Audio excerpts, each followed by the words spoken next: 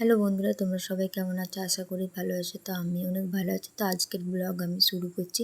এখন বাজে প্রায় 10টা। দেখো এদিকে বর বাজার করে নিয়ে এসেছে, কলমি শাক নিয়ে এসেছে, দেখো পেঁয়াজ নিয়ে এসেছে, পটল, ঢ্যাঁড়স। তো আজকে বাজার করে নিয়ে এসেছে। আজকের দিনটা ছিল রবিবার। তো রবিবার মানে সবারই বাড়িতে মাংস। তো আজকে বর মাংস নিয়ে এসেছে।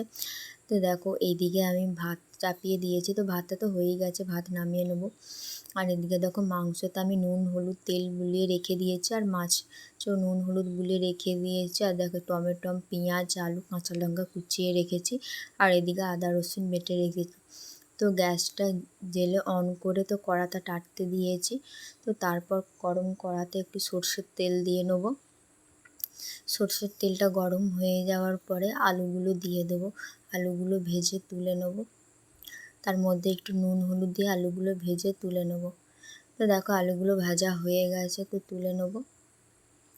তারপরে গরম কড়াইয়ে একটু সর্ষের তেল দিয়ে দেবো। সর্ষের তেলটা গরম হয়ে গেলে তারপরে একটু তেজপাতা, এলাচ, লবঙ্গ, দারচিনি এগুলো দিয়ে দেবো।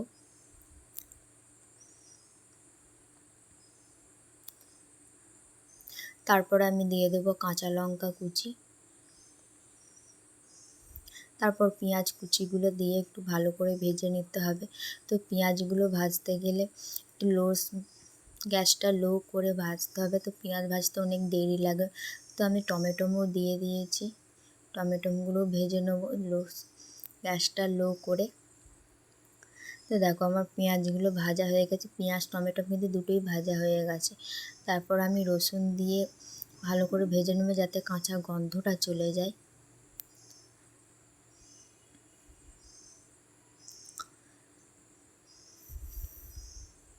দেখো রসুনগুলো ভাজার পরে তারপর আমি আদা বাটা দিয়ে দেবো।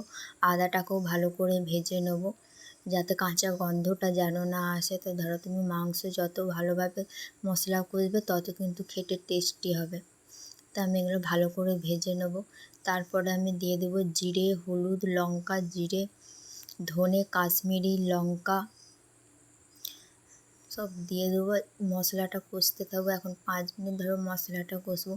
মশলা থেকে যখন তেল বেরিয়ে আসবে তখন দেখবে মাংসগুলো দিয়ে দেবো। তো দেখো আমি আরেকটু জল দিয়ে কষে নিচ্ছি।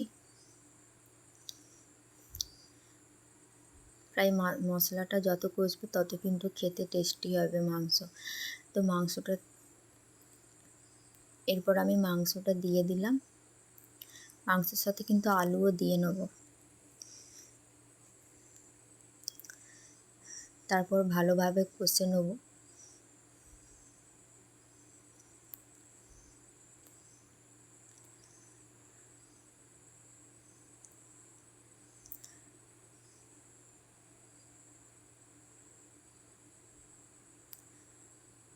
তারপর দেখো ভালোভাবে কষে নিয়ে তারপর ঢাকা দিয়ে দেবো। তো ঢাকা দিয়ে অনেকক্ষণ মাংসটা কষতে হবে। দেবে মাংস থেকে অটোমেটিক জল বেরোবে। তো আমি যেহেতু নুন দিইনি, তখন নুন দিয়েছিলাম নুন হলুদ তেল মাখাবার সময়। তো